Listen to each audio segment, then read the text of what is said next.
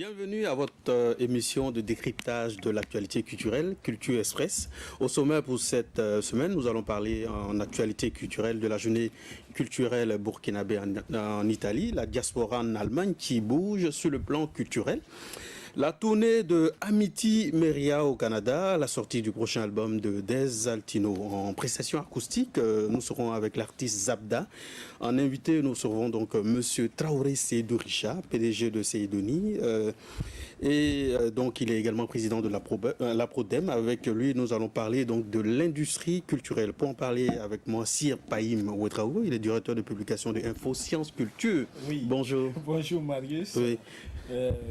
On est tout heureux encore de se retrouver sur ce plateau. Oui, et puis c'est l'occasion aussi de s'excuser auprès des téléspectateurs pour ce retard. Voilà. Effectivement.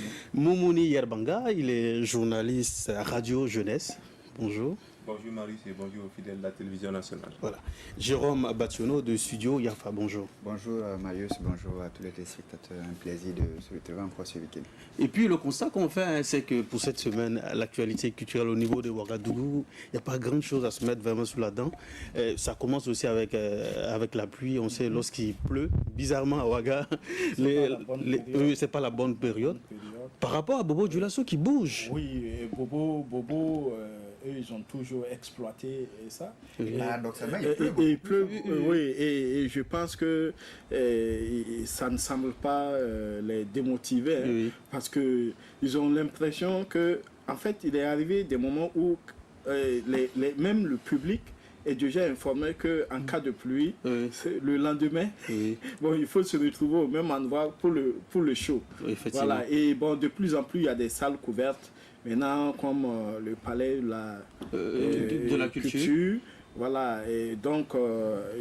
mais en même temps, il y a le théâtre de l'amitié. Oui, c'est le mythique théâtre. Moi, je pense qu'on l'a dit une fois à cette émission, pour moi, ce n'est pas seulement la saison de pluie qui doit bloquer les activités culturelles, c'est l'offre même qui doit poser quand même... moi, je pense que c'est l'offre à Ouagadougou qui pose problème, parce que je sais que malgré la pluie, les gens vont à d'autres activités, les gens vont dans les maquis, les gens vont aller boire des bières et tout le reste. Donc, je pense que c'est aux acteurs culturels de proposer quelque chose d'alléchant, même en saison de pluie et pendant les vacances. Je pense que petit à petit, le public va suivre et puis voilà, les gens vont s'habituer et avec le temps, ça va venir. Il y a des pays où il pleut pratiquement toute l'année et les gens font des activités culturelles. Donc je pense qu'il faut de la manière aussi la pluie s'annonce à Ouagadougou. Oui. C'est fait pour c'est fait aussi pour démotiver. C'est tout à fait exact ce que le dit, parce que plus les gens seront informés, ils vont prendre toutes les dispositions malgré les intempéries. Mais il faudra aussi noter que, par exemple, pour les amateurs du théâtre qui aiment aller par exemple au CITO, il est pratiquement impossible de faire une programmation pendant cette période. Également à la TB. Voilà. Oui, à la TB, parce que c'est pas entièrement adéquat. Et couvrir aussi de tels espaces va un peu dénaturer la scène, parce que je pense que voilà, pour avoir discuté avec les premiers responsables, je pense que le cadre dans lequel ça convient justement pour les spectacles de théâtre, mais malheureusement pour les périodes d'intempéries, c'est un peu difficile. Et en fait, je pense qu'à Bobo, si vous voyez la situation géographique du théâtre de l'amitié, il y a beaucoup de quartiers vraiment assez populaires qui sont tout autour du théâtre. Donc facilement, l'accès est facile aussi. Mais par exemple, à Ouaga, où les quartiers sont un peu... La ville est étirée, et tout ça, il faut faire 20 km. Quitte à Karpala. Oui. Mais la pluie a le temps, comme quelqu'un le dit, de finir entre griffes avec toi avant que tu n'arrives. Voilà. Et quelquefois aussi, quand par exemple tu braves ce genre d'intempéries, pour que aussi quelque chose t'arrive en cours de route, on va dire voilà, c'est toi qui as cherché tout ça, qui t'a obligé à y aller. Si tu braves ce genre de choses et tu vas trouver un spectacle qui n'est pas à la hauteur, c'est ça encore qui est déplorable. Donc je pense que si on a des offres quand même d'activités culturelles assez alléchantes, je pense que avec le temps ça peut venir. Et puis la particularité de ces événements aussi à Bobo, pour te rejoindre aussi, c'est que ce sont des événements assez huilés. Quand vous prenez Fitini Show qui a plus de 20 ans, Festac, Couleur Vacances, et puis on vient de lancer Rap Sangawili. Donc il y a de quoi aussi à motiver le public pour faire le déplacement. Exactement. Nous allons aller pour l'actualité culturelle, juste après ce qui suit.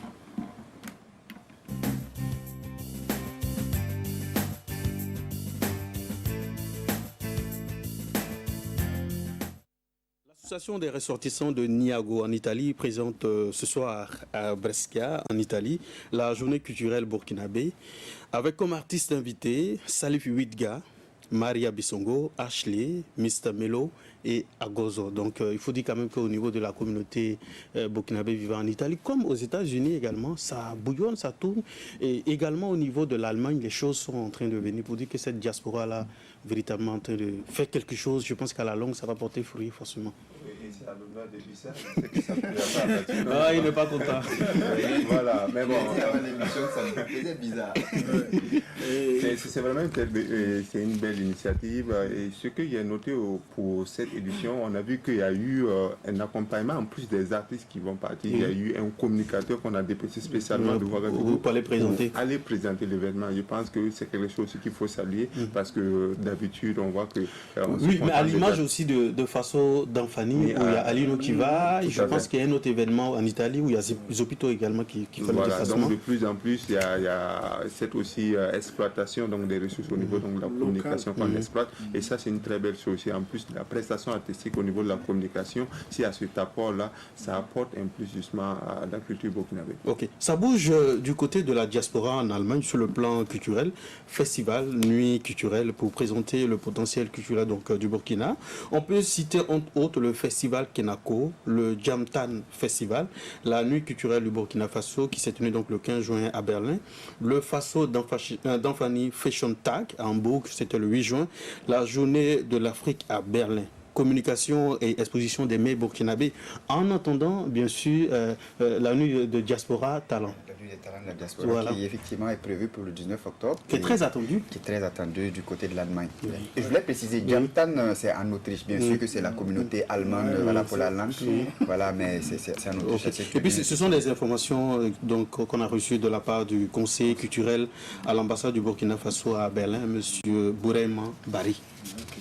Mais il faut que ces conseillers-là remontent les informations aussi souvent, voilà, parce que quelquefois, quand on voit qu'il y a des très bonnes programmations, mais quelquefois ça passe inaperçu. C'est bien sûr qu'on voit des publications sur les réseaux sociaux. Mais on ne va pas s'enterrer qu'à ça. Voilà, il faut aller au-delà de ça. C'est ce que j'allais dire. Hein. Bien sûr, il faut saluer le travail que ces derniers font, mais il ne faudrait pas juste se focaliser sur les réseaux sociaux. Moi, j'aimerais souvent recevoir en tant que un communiqué de presse officiel du conseiller culturel ou bien des responsables, voilà, des responsables de manifestation.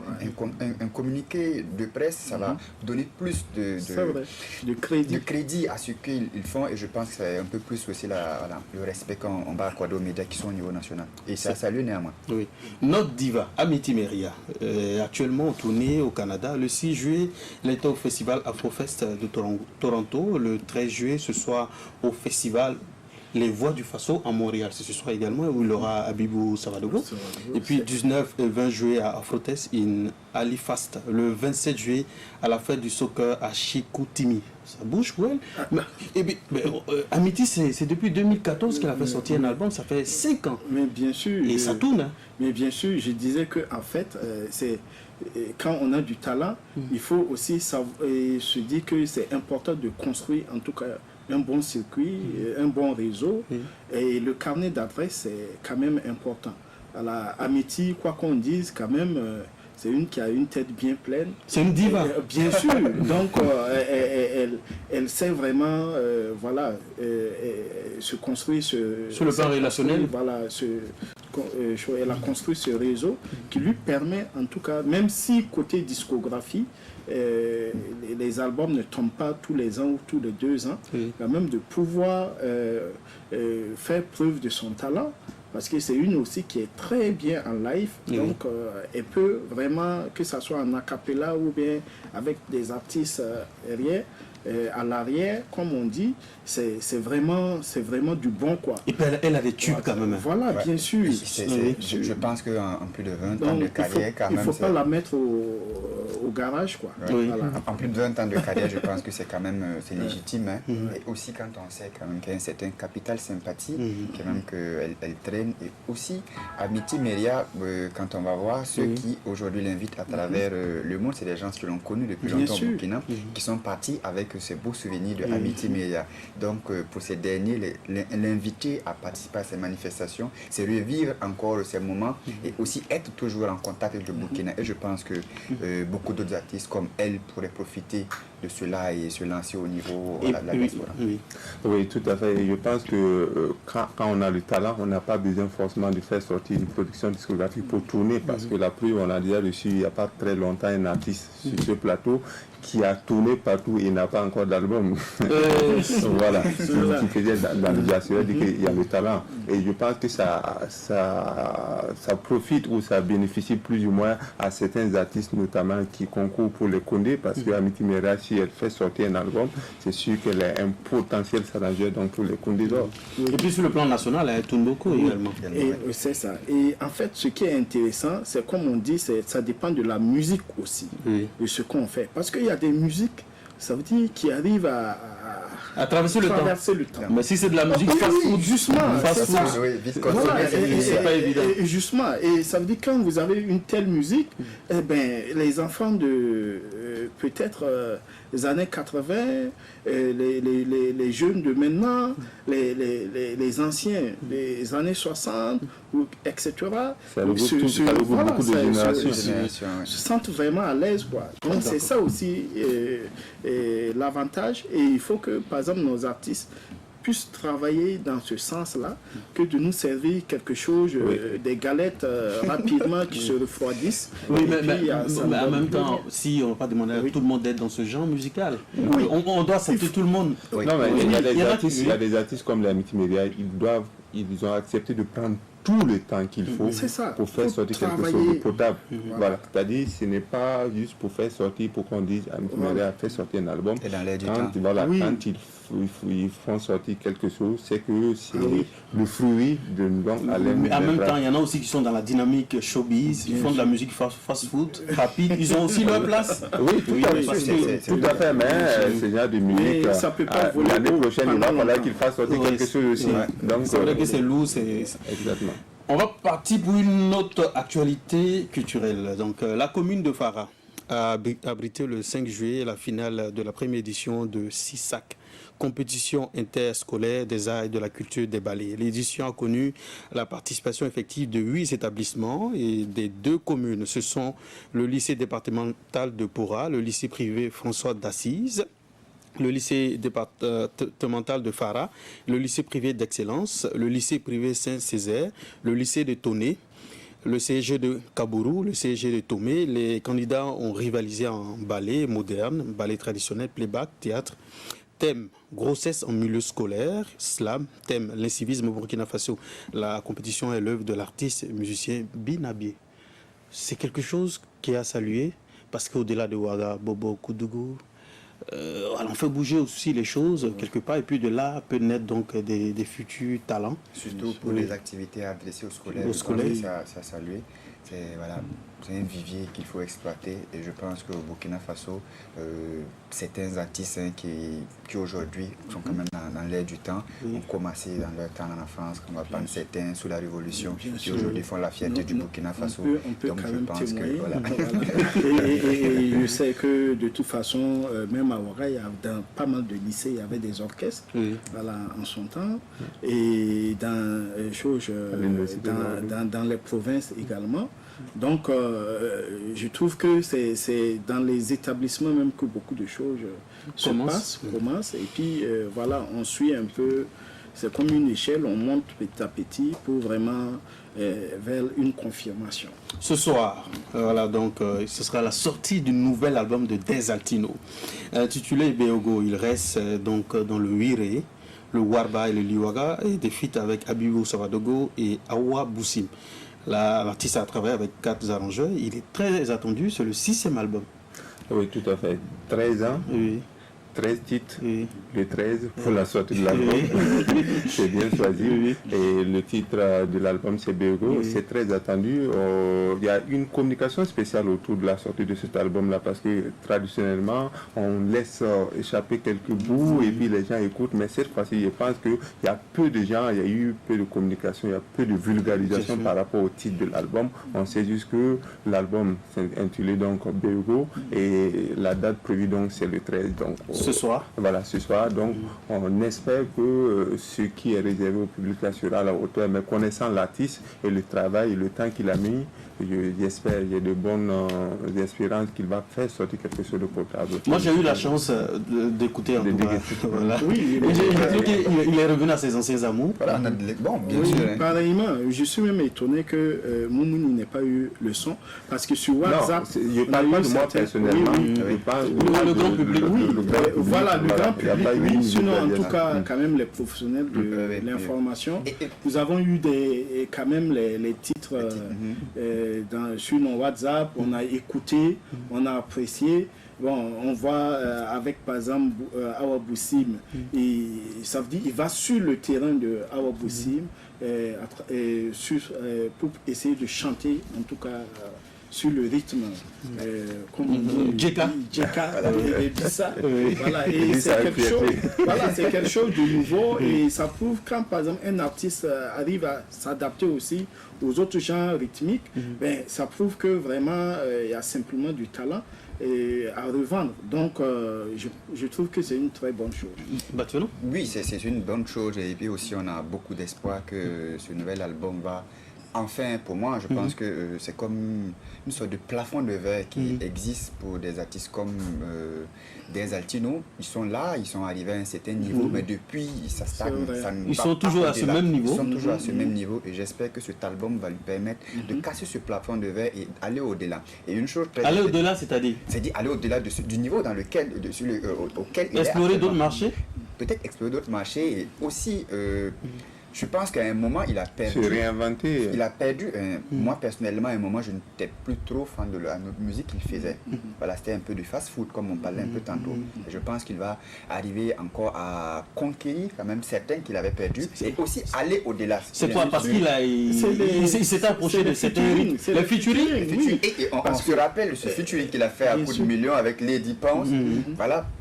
Après, qu'est-ce qu'on sait? C'est avec des Altino et avec Serge Benoît et tout ça. Voilà. Et moi, je suis content qu'il revienne à ses amours au niveau national. Voilà, parce que c'est là, quand même, c'est ce qu'il a fait quand même exploser des Altino. Et je pense que, bon, ça devrait aller pour ce que aussi j'ai eu à entendre même quelques bouts.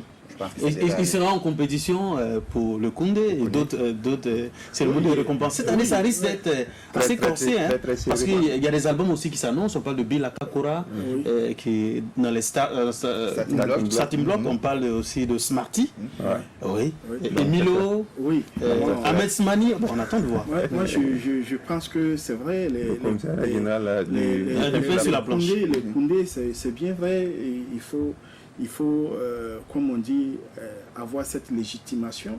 Mais je pense qu'à un certain moment, il y a, par exemple, des artistes aussi, comme Jérôme l'a dit tout de suite, il faut chercher à aller un peu plus loin que ça. Mais s'il a l'aise dans le marché local. Oui, mais on va pas justement. Peut-être qu'il a l'aise, il aime bien ce marché. En fait, si on fait certains commentaires, peut-être que ça va desservir, par exemple, les Koundé, ou bien peut-être les artistes détenteurs de ces trophées.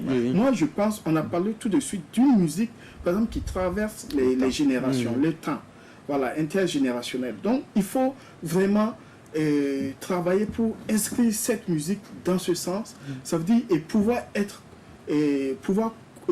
compétir ou concurrencer les autres musiciens au niveau africain. Moi, je pense que c'est un peu ça qu'on doit voir, parce que les cérémonies de récompense là, c'est toujours au niveau national. Nous, on veut que nos artistes aillent plus au-delà de ça. Mais il y a des artistes qui ne sont pas intéressés par ces marchés-là. On peut également les comprendre. Oui, on peut les comprendre. Moi, j'ose croire que, par exemple, pour l'album des Altino, ce n'est pas dans une dynamique de remporter le Koundé. J'ose croire ça, parce que c'est vraiment dommage. Parce que pour moi, un artiste, comme s'il a dit tantôt, il faut penser à traverser le temps avec sa création. Il ne faut pas juste penser, je vais faire une création, je vais remporter un trophée. Et puis quoi? Et puis quoi? À la fin, et puis quoi? Voilà, on passe le temps, ce sont les mêmes encore qui discutent de l'exportation de la musique burkinabé. On en parle un peu au ministère depuis longtemps. Et aujourd'hui, si on reste encore là, encourager des artistes qui veulent seulement se focaliser sur la création pour avoir un trophée et juste se contenter du marché local, bon, moi je ne suis pas de ceux qui vont encourager. Par exemple, je prends un exemple, un Bill Akakura, vraiment double couné d'or, etc. Je pense que franchement, pour un Bill, il n'a pas besoin vraiment peut-être de faire sortir un album pour compétir. Non, je pense. Maintenant, s'il gagne les Koundé, il n'y a pas de souci. D'accord, on va terminer ce chapitre et puis pour la suite, on va recevoir quelqu'un, un artiste. Voilà, c'est un artiste autodidacte qui a plusieurs cordes à son arc, qui est à la fois homme de théâtre, conteur, formateur artistique. Il est imprégné dès le bas âge des rythmes et cantiques moagas. C'est tout naturellement qu'il devient passionné de musique. Son album Univers du Morgo est une diversité rythmique dans lequel nous avons du rock, de l'afrobeat, du funk, le wiré. Il ne fait que le live avec son orchestre, le Morgo Band Orchestra. Donc on reçoit l'artiste Zabda. Bonjour. Bonjour. Comment est-ce que ça va? Tout va bien, oui. Et puis on va rappeler aussi que Zabda, il était en tournée du 1er mai au 26 juin du côté de la France, de la Belgique et du Luxembourg. Oui. Effectivement, je viens juste de rentrer de tournée là où j'ai été en France et puis comme en Belgique aussi. Et puis à Luxembourg, ces tournées, c'était des concerts, des ateliers parce que je travaille autour de la calebasse. La calebasse en tant qu'un objet à multiples fonctions. Et dans son domaine, dans son utilisation sacramentale, je vais dire cultuelle, rituelle, et son utilisation aussi domestique, dans la famille aussi, la calebasse en tant qu'un instrument de musique. Donc j'ai eu l'occasion de travailler avec des étudiants de Lyon 2, qui sont des étudiants en musicologie, donc j'ai partagé un peu le savoir sur la percussion, c'est quoi la calebasse. Et après aussi, il y a un volet spirituel autour de la calebasse. Lorsqu'on est artiste, on joue à la calebasse. Il y a des forces qui nous viennent. C'est quoi? Non, ici je te parle de cette côté culturel de la calebasse. C'est-à-dire, je veux dire, la calebasse qui est utilisée comme un symbole pour communiquer avec les aïeux, avec la terre et avec aussi. Je sais que aussi on l'utilise aussi pour communiquer aussi souvent avec des esprits. Mais jouer la calebasse, c'est en tant qu'un instrument de musique, ça c'est autre chose. Mais pourquoi vous ne communiquez pas sur vous? Vous, les artistes qui voyageaient, qui partaient, quand même, vous étiez en France, en Belgique, en Luxembourg, pratiquement méconnus, je suis désolé de le dire, au pays. Oui. Parce que pourtant, moi j'ai écouté votre musique. Ça colle. Moi, j'ai eu la chance de voir jouer une rencontre au niveau des récréatrales. Voilà, je l'ai vu jouer, voilà, il jouait avec sa guitare aussi avec un peu de percussion. Ou bien c'est parce que c'est pas une musique populaire, accessible à tous, c'est quoi? Non, on dirait que bon, c'est pour moi mon musique que je fais, je pense qu'il est populaire, il est accessible à tous, c'est pour tout le monde que je le fais, je le chante pour tout le monde. Maintenant, pourquoi on fait de notre façon, de notre communication aussi. Et les communications aussi, souvent, il faut dire que c'est un peu les moyens aussi qu'il faut avoir pour investir. Et ça, nous ne peut ignorer ça. Donc, avec les moyens de bord comme ce qu'on a, je communique beaucoup sur Facebook, sur WhatsApp. Mais il faut approcher les médias aussi. Oui, effectivement, et ça, parce que depuis le 30 mars que j'ai fait sortir mon premier œuvre, Univers du Morgo, net, après je suis parti et je viens juste de rentrer et là maintenant que je suis en train de mettre une stratégie de communication avec M. Moumouni Irbanga. Oui, on est quelque chose à dire. On ne savait pas qu'il y a quelqu'un qui gérait sa communication. Avec lui, on va beaucoup réfléchir et on va lancer. Et actuellement aussi, je suis rentré avec aussi le projet que j'ai fait depuis, ça fait 4 ans aussi que je le fais, qui est la formation artistique et culturelle. Donc il s'appelle les vacances artistiques et les découvertes culturelles. Et ça, ce sont des ateliers artistiques qu'on essaie de faire occuper les enfants, d'abord pour les vacances, et deux aussi pour apporter l'éducation artistique aussi à les enfants qui se passe à Tampouy.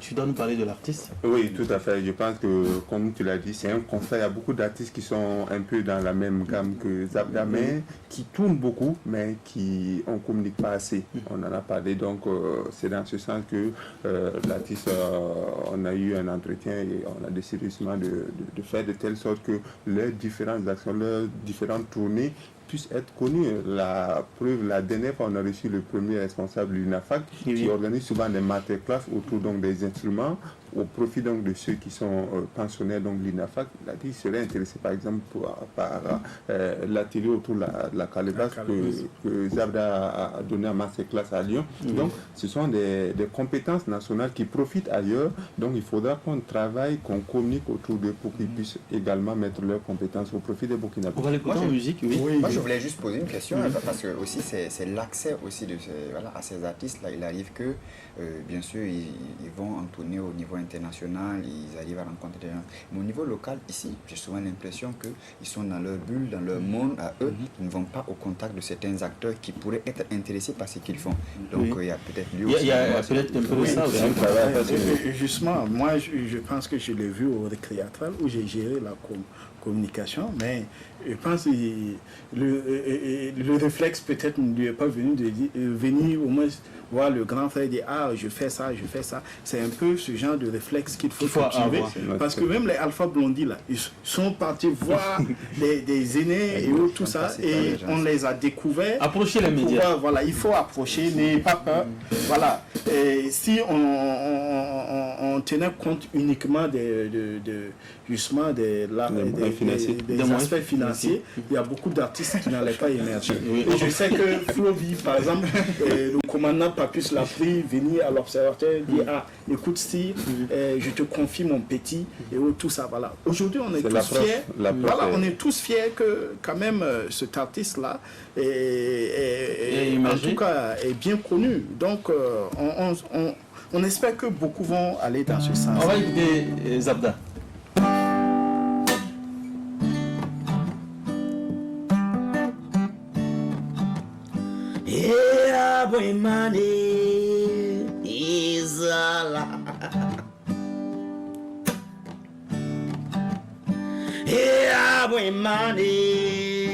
Adam Biga Didi Mia Moto Nyawe Mane Dia Oto Nyawe Mane Dia Oto Nyawe Mane Didi Mia Oto Adam Biga Ani Abraham do akaton samdam do akaton sabo de beka. Danga sega raya don bueze. Raya bu imanti vi maya. Bu imane di mia oto ye.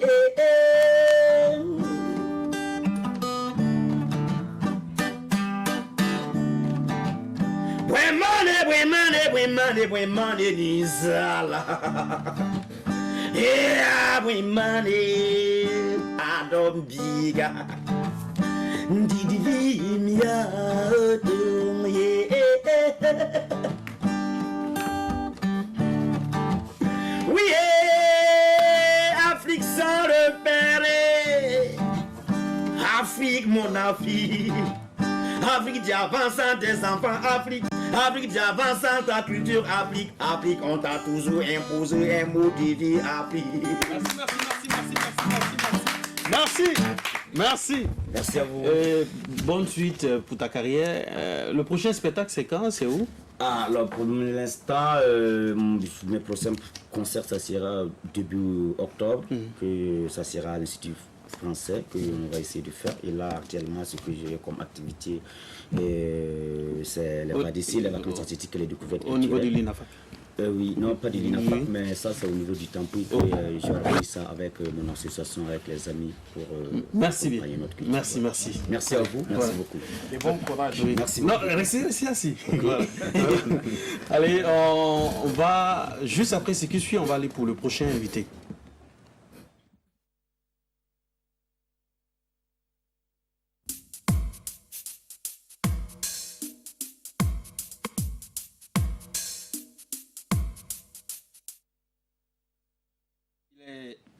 Artiste, musicien et MBA en économie, il entame une carrière d'économiste en 1982 comme spécialiste du développement du secteur privé à l'USAID, puis conseiller économique de la Banque mondiale en 1985, avant d'être enseignant-chercheur en marketing et management à l'Université de Kalmar et à l'Université de Lund en Suède. En 1989, à partir de 1998, il lance Cédoni Productions, une maison de production, duplication de cassettes, CD, studio d'enregistrement, studio audiovisuel et matériel de sonorisation et de lumière. Nous recevons aujourd'hui Monsieur Traoré Seydou Richard.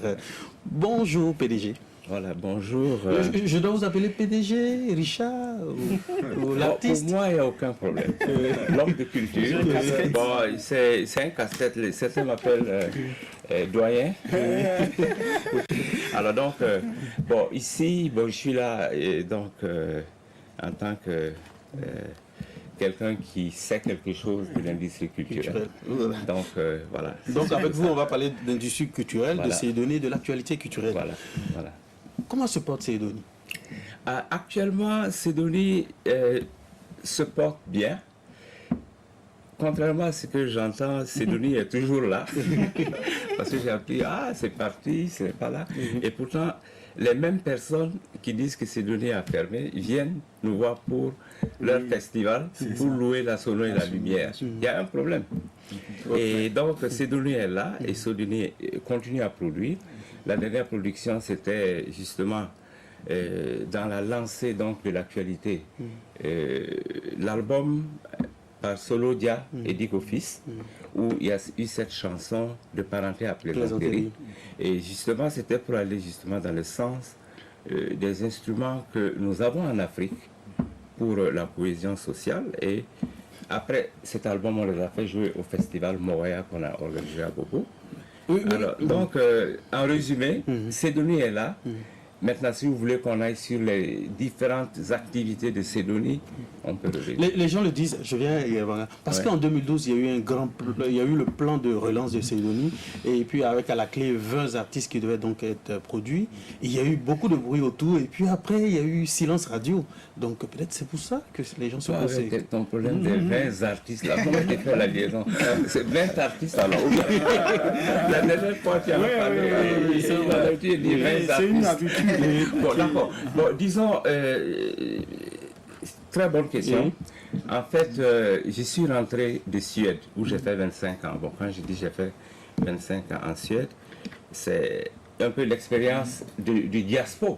Parce qu'en réalité, je suis né, grandi ici, fait l'université ici, et tout travaillé ici, avant d'aller donc au pays de ma femme, qui est suédoise. Et là-bas, donc, comme vous l'avez dit au début, j'ai enseigné à l'université et j'ai créé une société de négoce avant de créer Cédoni en 99.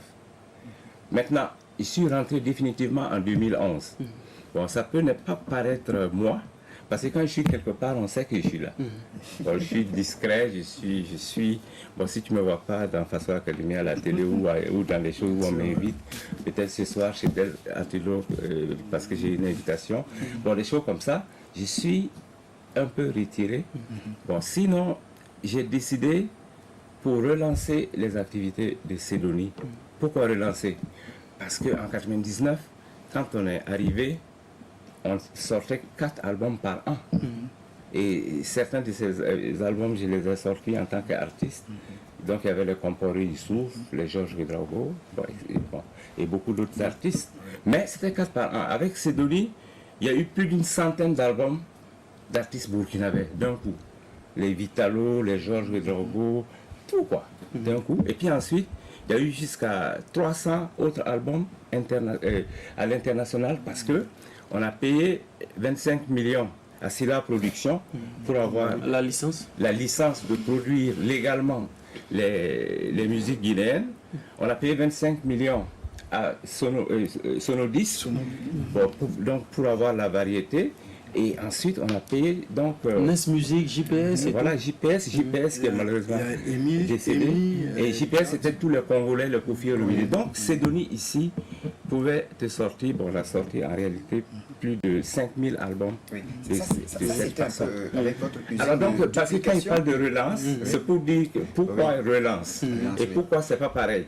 Mais je vous laisse parler pour que ce ne soit pas un monologue. Voilà. Parler un peu de ces albums que vous avez fait sortir, c'était surtout le volet duplication avec votre usine en son temps. Et bien sûr, très vite, on a vu que les cassettes ont disparu, même les CD les gens ne consomment plus. Et bien sûr, on a constaté que Sidonie a un peu basculé. Voilà. Est-ce que aussi ça n'a pas été un mauvais choix en misant beaucoup sur les cassettes ou des choses comme ça? Bon, je pense qu'il faut bien retracer les choses. Hein. Et à notre temps, c'était le vinyle. Oui. C'est ça. Quand on dit single à notre temps, hein, Oui, single. bon, parce que apparemment, bon, on ne vieillit pas jusqu'à 77 ans. Et arrivé à 77 ans, on pense encore continuer comme les Charles Aznavour jusqu'à 90 ans. Bon, ils jouaient, Harry Salvador, leur Koundé, bon, beaucoup plus que le Koundé là-bas. Victoire de la musique à plus de 80 ans. C'est ici qu'on met les gens au garage très vite. Et dès que tu as un certain âge, on est étonné même que tu viennes à une soirée de musique, alors que bon, c'est pour dire que en 99, quand on a commencé, c'était pas que la duplication. Oui, effectivement. On avait un studio à standing international, parce qu'au début on a cru que les gens, c'est quoi? Si tu es écrivain au Burkina ou ailleurs, si tu as un manuscrit bien fait, tu n'es pas écrivain. Mais si quelqu'un, un éditeur, le prend et le met sur un livre avec ta photo, tout le monde dit waouh, Batiuno. Ben, Jérôme, il est écrivain. Mais ils ne vont pas lire. Ils ne vont pas lire, mais qui est écrivain. Vous voyez ce que je veux dire? C'est ce que c'est devenu après. Donc les artistes avaient déjà leur maquette. Et beaucoup avaient. Mais le son n'était pas tellement bien. Et Sidonie a mis tout ça en cassette parce qu'en ce moment, il n'y avait pas autre chose. En 99, le vinyle, qui étaient les 33 tours là, ou les 45 tours étaient déjà dépassés.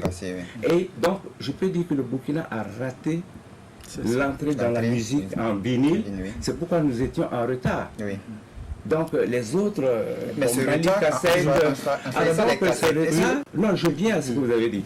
Donc, quand on est arrivé, mais on a fait comme tout le monde, Mali Cassette, bon, Showbiz et tout, on a fait les cassettes. Et Midjat qui voulait faire une usine ici, et finalement on a fait une plus grande usine que lui, parce que ses conditions étaient trop draconiennes. Il dit d'envoyer beaucoup de choses de Côte d'Ivoire sans douane, et lui il va rentabiliser et faire l'usine, etc. Mais c'est dit que on a permis donc ces 100 productions nationales et cette musique internationale produite au Burkina. Bon, de s'exprimer. Oui, tout à fait. Vous avez dit tantôt que le Burkina Faso a raté un peu son entrée dans le vinyle. Est-ce qu'on ne peut pas en dire autant pour Sidonie en ce qui concerne la transition de la cassette vers les autres formes de musique, effectivement? Parce que, quoi que vous disiez, on a eu l'impression, en tout cas, qu'il y a une léthargie de Sidonie à un moment donné, d'où peut-être la relance qui a eu lieu en 2012. Voilà. Bon, disons que ce qui s'est passé avec Sidonie, quand on a commencé les cassettes, c'est qu'effectivement, une seule maison ne peut pas être une industrie pour tout le pays. On le confond avec le ministère. Par exemple, quand les gens viennent pour demander un don au ministère de la Culture, il y a certainement, le DG de l'époque de Sidonie avait une demande aussi pour qu'on l'aide. Alors que Sidonie évoluait dans un secteur où il n'y avait pas de subventions. En Suède, aux États-Unis ou ailleurs, il y a l'État qui dit « Ah, pour les pépinières là, on va te donner quelque chose parce que là on sait que tu ne récoltes pas l'argent. » Et ensuite, quand tu vas donc être sur tes pieds et quand ils vont atteindre le niveau de Floby, sinon même plus, là, il y a des cachets intéressants de 1 million, 1,5 million, bon, les David où ils parlent de 15 millions et autres, comme disait l'autre, je ne sais pas combien. Alors donc là, l'État taxe et ses impôts sont utilisés et donnés à des structures comme Sidonie qui ont quand même investi plus du milliard pour développer ça. Et là, vous tenez debout. Mais si on dit que vos cassettes et tout là, bon, on vous traite comme un commerçant qui est allé acheter du riz et qui vend, il y a un problème. Alors donc, rater, parce qu'il a posé une question sur rater le numérique, c'est-à-dire qu'en 2012, les cassettes marchaient encore. Ah oui. C'est 2 ans, 3 ans après en fait, que tout à coup, ça ne marchait nulle part. Mais pourquoi Sidonie s'est pas investi dans le numérique par la suite? Sidonie, justement, Sidonie s'est investi dans le numérique. Nous, automatiquement, on a décidé de faire distribuer nos albums par un distributeur, américain du numérique qui s'appelle Orchard.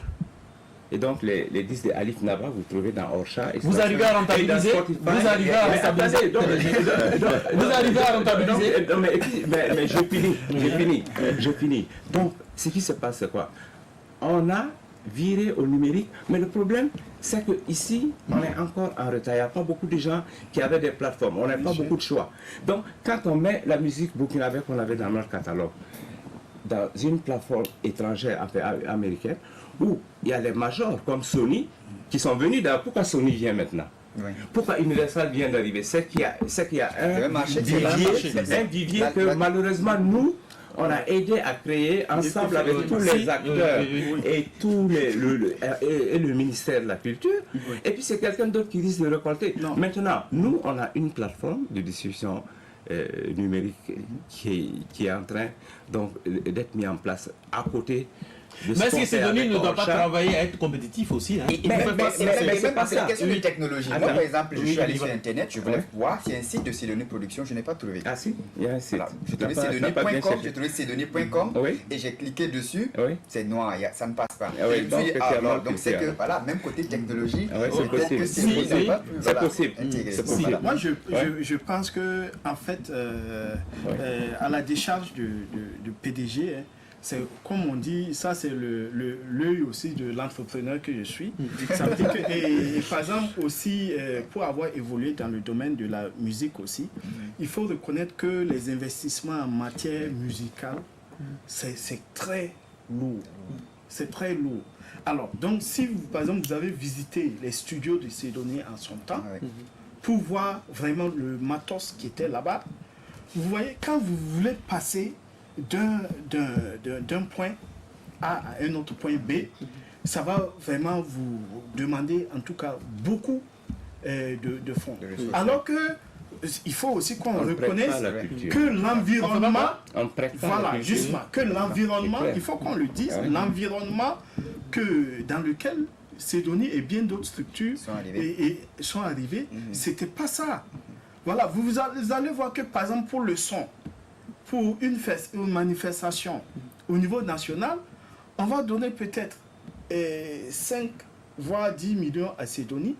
Quand il s'agit d'une sonorisation, on fait appel à un de l'extérieur. Je ne sais pas si c'est des deals qui se font, mais on donne jusqu'à une quarantaine de millions.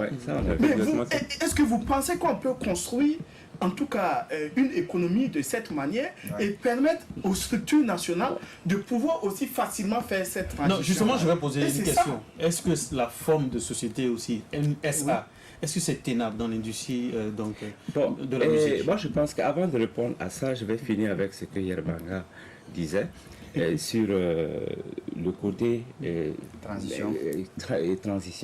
Voilà ce qui se passe. Nous, on est dans un pays où, en tant qu'économiste, je dis souvent, si la vendeuse de mangue de Orodara devait construire la route Orodara-Bobo pour venir vendre ses mangues, elle ne serait jamais rentable. Mais on a l'habitude, en Afrique, de croire que c'est la vendeuse qui est bête. Elle ne peut même pas.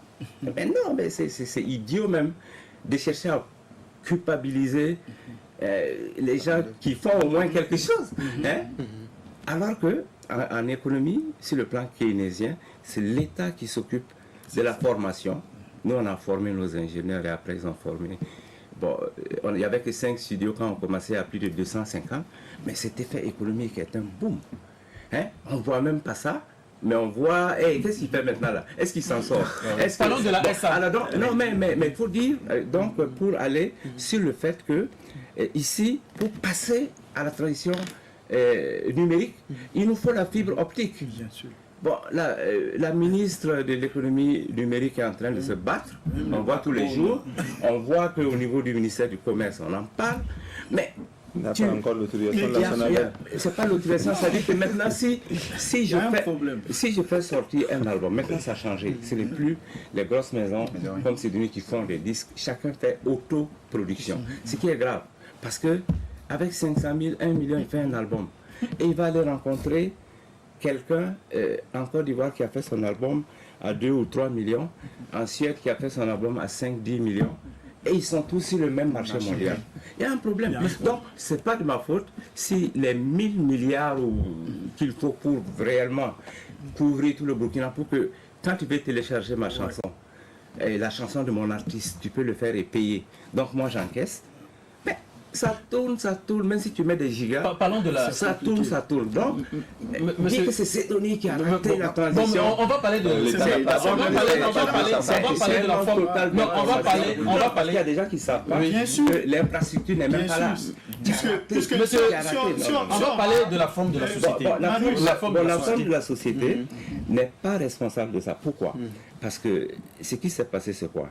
C'est que quand, sur fonds propres, bon, à cause du lait Milac que j'ai vendu ici, ceux qui sont assez âgés se rappellent du lait Milac, on a amassé donc une bonne somme. On pouvait mettre 1 milliard pour créer donc ce studio d'enregistrement, une usine de 20 000 cassettes jour, c'était la plus grande de la sous-région. La sono, la lumière, qui ont même permis au Yélène de faire quelque chose au sein municipal. Tout le monde se rappelle, mais ça dit tout le monde se rappelle, c'est bien fait là. Mais bon, Yann Abalé n'a plus de goût. Donc, parlons de la forme de la société. La forme de la société. Même les Yélène, les Black Soman, tous ces gens qui ont apparu, c'est Sidonie. Bon, maintenant, est-ce que c'est normal que Sidonie ait le moins d'argent au BVDA comme producteur? Il y a un problème. Nous, on a une discussion à avoir avec le BVDA. Il y a un problème. Bon, maintenant, la société, et quand on veut voir la société anonyme à l'époque, bon, pour être une société anonyme, il faut au moins un capital de 10 millions. OK? Et ensuite, dans la société anonyme, là, il y a un conseil d'administration, donc qui est président du conseil d'administration. Et si tu es DG, donc ça fait PDG. Il y a des gens qui font des SARL, ils se font nommer PDG, ou bien des gens qui font des mais est-ce que c'est pas ça qui a plombé, au contraire. Mais est-ce que c'est tenable? Si, c'est tenable. C'est tenable pourquoi? Parce que quand tu fais une SA et tu amènes du matériel qui fait plus de milliards, dans tes états financiers, chaque année, on enlève par exemple 200 millions comme perte. Si tu n'as pas de recettes. Or, l'État ne te donne même pas de marché. Vous n'avez pas de marché de l'État? Non, mais la question à côté le plus récent qui m'a tellement fait mal, mais bon, compte tenu de ma tendance à garder les choses calmes, puisque si ça ne va pas arranger quelque chose, bon, regardez. Et nous, on a pris un prêt pour améliorer nos équipements, pour qu'en 2012, là, on reparte côté sono, côté film, comme ça, etc., tous les côtés, et côté lumière. Mais en 2017, donc, on a fait le FESPACO. On m'a dit, PDG de Sidonie vient dire, recevoir les félicitations des deux présidents Roch, donc Roch Kaboré et Alassane Ouattara. Et puis il y avait Boro aussi du côté des choses là, des acrobates, enfin des chorégraphes. Bon, on est allé dire, donc les gens sont contents. 2 ans après, on ne nous consulte pas, on dit que on a reçu le matériel gratuitement de l'Algérie. Ça a été offert de l'Algérie. Ça c'est quoi? Bon, alors, donc comment je paye les factures? Moi je dis que bien sûr il faut saluer tout ce que Sidonie a eu à faire. Ça c'est pas nécessaire. Maintenant, il faut reconnaître. Si tu payes, c'est bien.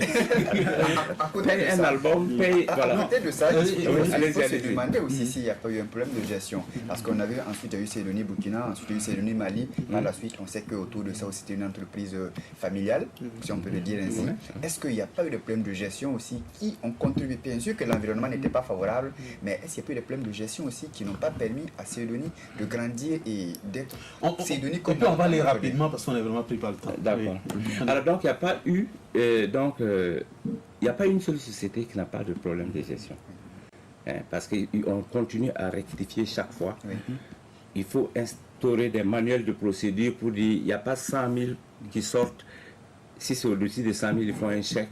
Bon, il y a tout, on balise. Bon, c'est vrai que j'étais diaspo, comme on dit, j'étais assis là-bas. Ce mot-là n'est pas le bienvenu. C'est vrai que j'étais diaspo, comme on dit. Diaspo, ça dit que tu es assis à l'extérieur, tu finances dedans. Donc ça, c'est une étude de cas pour dire que tu es assis là-bas, tu finances dedans. Donc vous êtes un cas d'école. Mais comment? Vous êtes un cas d'école peut-être pour certains. Mais c'est un cas d'école, c'est clair. Alors donc, ça a été géré, et très bien, par des gens qui ont fait de leur mieux. On n'avait jamais vu une industrie musicale ici. Tu ne peux pas les en vouloir. Mais quand ils signent un contrat, donc des artistes dont je ne vais pas dire le nom, qui sont venus, bon, avec des, enfin, bon, on va pas tout dire. Des béquilles, quoi, parce que bon, et qui s'en sortent avec un album qui rapporte 4 millions au niveau du BVD à l'époque et 4 millions chez Sedouni et qui commence à construire un seul album. Mais ça, c'est des cas qu'on ne peut pas dire. Bon, maintenant, eux, ils ont géré. Ils ont eu parfois des sanctions de ma part parce que ce soit en Europe ou ici, il y a 6 mois, il y a eu une dépense, il n'y a pas de reçu. J'ai dit où c'est. Ça ne veut pas dire que c'est mal géré. Bon, il y a eu des erreurs du côté confondre qu'on n'est pas le ministère. C'est un artiste qu'on a produit. Dit bon, le social. J'ai perdu un parent et puis bon, il y a la banque qui est sortie. Bon, j'ai besoin d'une moto. Voilà, j'ai besoin de temps pour aller enterrer, etc.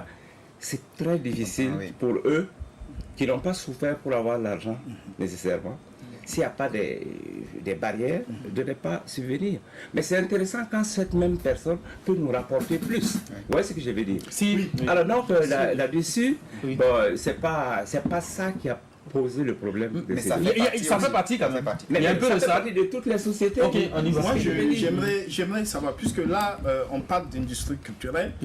Justement, il y a la direction d'Aldépic, une direction au sein du ministère pour ça. Alors, moi, je vois que depuis quelques années, franchement, il y a toujours une certaine fragilité en ce qui concerne, en tout cas, les entreprises culturelles. Est-ce que vous, en tant qu'économiste, vous avez également votre tenté de mettre vraiment de grandes industries au Burkina? Alors, quelle appréciation faites-vous réellement? Est-ce que vraiment au Burkina, on peut espérer vraiment, il y a un espoir? Parce que là, on commence quand même, il y a beaucoup qui commencent à désespérer pratiquement. Voilà. Moi, je crois qu'au Burkina, il y a un espoir. Je suis de tendance optimiste. Bon, c'est pas donc pour perdre mon temps que je reste toujours à essayer de faire pousser Sedouni vers la nouvelle frontière.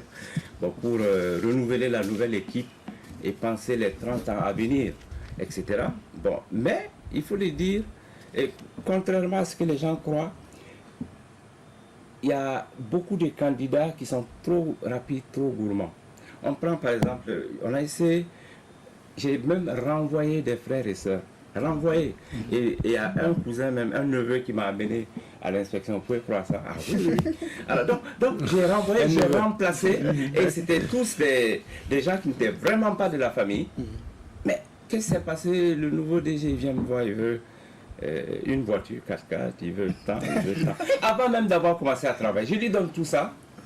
Et puis après, on se rend compte qu'il n'arrive même pas à gérer déjà les machines numériques que nous on avait en 2001, parce qu'on avait des tables de mixage, la IS3 c'était numérique, on était en avance, on pouvait déjà faire les films Hollywood, c'est des choses qu'on veut faire maintenant. Donc c'est devenu, c'est pas seulement la musique, c'est le cinéma et c'est aussi l'événementiel. C'est-à-dire quand il y a un président qui débarque, on devrait pouvoir demander à Sedouni, imaginer quelque chose pour l'entretenir. Maintenant, est-ce que vous faites des approches? Certains de nos anciens employés. Est-ce que vous faites l'approche? Est-ce que vous faites l'approche? Mais si, l'approche est faite, même si ce n'est pas directement de moi. Mais bon, il y a des rumeurs qui courent que bon, parfois les dessous de table, là, Sedouni n'est pas intéressé. Bon, donc, mais écoutez, si ce sont les affaires, ce que moi je n'aimerais pas, c'est qu'on me dise donne ça pour avoir le marché. Mais si quelqu'un est dans la logique du fait que j'ai trouvé le marché pour toi, je vais 10%, mais ça c'est pas une corruption. D'accord. Mais nécessairement pas un fonctionnaire, mais je vais dire quelqu'un qui m'apporte le marché. Est-ce que vraiment c'est viable? Est-ce que c'est viable? On va aller rapidement. Parce qu'on Les entreprises culturelles. Les entreprises culturelles actuellement sans volonté politique, ça ne sera pas viable. Et je prends ça de qui? Du directeur de Sony Music qui est installé à Abidjan et qui était là. José Da Silva. José Da Silva, il y a 2 semaines, il a dit, franchement, nous on est une entreprise japonaise, Sony Music. Hein? C'est des milliards qu'on a mis dedans avant de voir le bénéfice. Hein? Des années. On n'accuse personne de quoi. Hein? Non, non, non, c'est nous qui sommes tellement ouverts qu'on dit Intel a découvert. Non, eux, ils travaillent. Mais l'État a mis. L'État n'a pas attendu qu'on démarche l'État pour qu'il mette. Ici, nous, on a contacté tous les dirigeants et tout, expliqué le cas de Sidonie, mais parfois il y a une confusion, on confond la structure Sidonie qui travaille avec beaucoup d'artistes avec le promoteur. Alors si on pense que le promoteur a l'argent, il n'a qu'à continuer à mettre. Mais alors quel est le fonctionnaire de l'État qui actuellement a travaillé dans le ministère pendant 5 ans, par exemple, sans prendre des salaires? Moi, j'ai fait 20 ans à Sidonie sans prendre des salaires. Okay. Donc, ce n'est pas vrai que le privé gourmand est en train d'avancer. Ils peuvent être patriotes. Ok, vous êtes dans le conseil d'administration du BBDA pour le compte donc, de la Prodem. Comment vous trouvez la gestion de la maison, surtout que l'actuel DG Wahabou Bara totalise 3 ans de gestion? On va aller rapidement hein, parce qu'on est moi, je suis dans le conseil d'administration, donc il y a un, bon, je ne suis pas le seul, il y a 18 membres, il y a les associations qui sont là. Donc, il y a des rapports qui sont sortis sur le BBDA où on montre les fautes du BBDA et les succès du BBDA. Mais avec mon expérience, Walid Bara n'est pas mieux que les autres directeurs qu'il a remplacés. Parce que, bon, il n'est pas mieux nécessairement sur le plan de dire que depuis 3 ans, le BBDA est parti. Parce que, simplement, les entrées du BBDA, il y a ce qu'il récolte, on peut dire, dans les bars et tout et tout. Là, c'était 700 millions. Maintenant, ce que la douane a rapporté cette année, c'était 1,7 milliard. C'est-à-dire que c'est ce qui rentre au titre de la copie privée. Donc, quand tu ajoutes les deux, ça fait 2 milliards et quelques. Oui. Mais l'an passé, la douane avait rapporté à peu près 700 millions. Mais cette différence, est-ce que c'est Walid qui l'a mené ou c'est la douane? C'est la douane. Donc, maintenant, on ne peut pas dire que les résultats, les nombres, c'est bien. Mais il y a eu des choses vis-à-vis des institutions. Il faut reconnaître qu'il a fait un groupe, il a mais ça c'était déjà là. D'abord même pour créer ça, là, c'était du temps de Balabine, c'était là. Et après, il y a eu de la part de Walib un effort de les toucher et de continuer. Mais jusqu'à présent, nous on n'est pas sûr que ça va continuer à être 1,7 milliard chaque année. Mais il y a eu des efforts, il y a eu donc quand on a fait donc, le conseil d'administration, mais ce que moi je vais dire, c'est quand je lis certains articles qui font croire que tous les autres étaient nuls avant lui. Parce qu'avant c'était des magistrats. Alors que celui que Walib a remplacé était enseignant même de Walib à l'université, Nikema. Il n'était pas bête. Et puis, alors, et après, et ce qui se passe, c'est que pour l'avenir, moi, en tant que producteur, je sens, et on en a parlé en conseil d'administration, que les producteurs ne sont pas soutenus du tout. Alors, dans les autres pays, on crée une autre société que le BBDA, par exemple. Il y a une société pour les droits d'auteur, il y a une société pour les droits voisins, etc. dans d'autres pays. Et dans les autres pays, le BBDA ne dépend pas seulement que de l'État. Après, c'est l'État qui nomme le DG. Donc, si tu es ami de Taïrou Bari, tu peux être DG du BBDA ou DG du Sénat. Mais il faut être clair, quoi. Bon, alors, il n'y a pas un concours pour venir. Bon, mais là, moi, je suis gêné quand on s'élève pour dire qu'on est vraiment fort, on est quoi. Non, c'est pas nécessaire. Les gens voient, après 5 ans, après 6 ans, ou bien après 3 ans, on peut venir analyser les choses. C'est comme ça que je vois. Sinon, nous avons tous été dans des postes. Moi j'ai fait la Banque mondiale, comme vous savez, j'ai fait autre chose. On n'est jamais sorti pour dire que grâce à nous, le pays a eu comme mais aujourd'hui, les gens communiquent. Quel est l'avenir aujourd'hui? C'est différent. Rapidement, la dernière question là. Non, mais c'est pour dire que c'est pas pour défendre ou attaquer. Je parle de ma façon de voir les choses.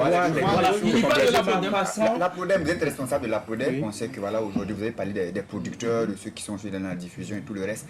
Est-ce que vous avez espoir qu'aujourd'hui, un producteur peut encore s'en sortir? Ça dit que c'est ça la réponse. Je dis un producteur peut s'en sortir si les règles du jeu changent. Ça dit que voilà. Donc, quand on part au BBDA, on dit on a trouvé ça comme ça. Comment tu peux vouloir que je dise que je suis content? Je ne suis pas content. Il faut que ça change. Et on va au BBDA pour essayer de faire changer les choses. C'est quoi concrètement? Comment changer les règles?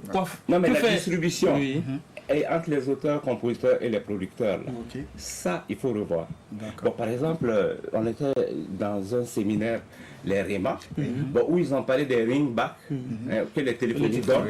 Mais où on te dit que 40% de ça, et c'est des milliards, vont aux producteurs. Et nous, on n'a même pas 5 ans. Non, mais cette gestion, on pourra en faire un débat, c'est géré par le Trésor et tout ça.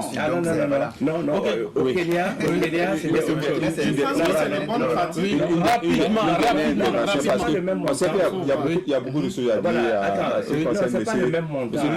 Parce que le montant dont vous parlez, c'est le milliard qu'on donne au ministère de la Culture de la part des téléphonies mobiles. C'est pas la même chose. Rapidement. Mais maintenant, Monsieur Richard, la dernière. D'avoir le dernier mot, on sait que à vous écouter, vous êtes un peu amer vu la situation. Allez.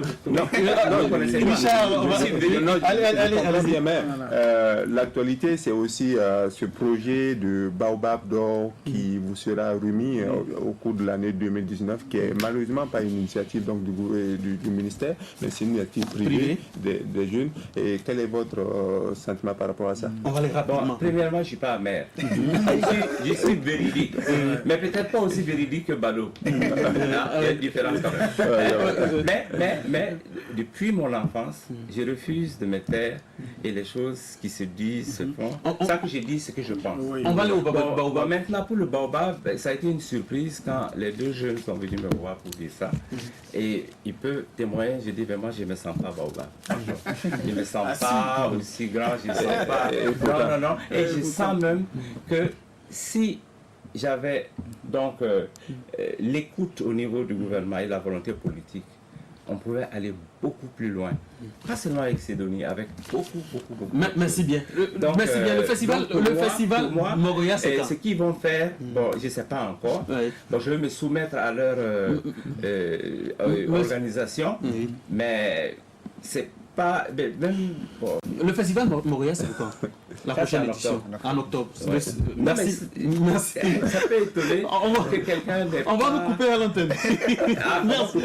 Merci. Et puis on va... Vous avez été...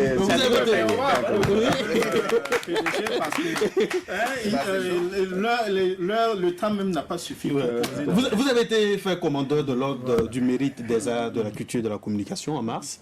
Et puis auparavant chevalier de l'ordre du mérite en 2005, puis officier de l'ordre du mérite en 2008. C'est une grande reconnaissance de la part donc, de l'État du Burkina Faso. Et puis on espère que Sidonie sera accompagné. Voilà, c'est très important. Merci d'être passé, M. Traoré Sédou Richard. Voilà. Merci bien, M. Disson. Et donc, merci Pedro, merci Bationo. Allez, et merci Yerbanga. Ça a été chaud, hein? On se retrouve la semaine prochaine autour d'un autre thème. Merci, ciao.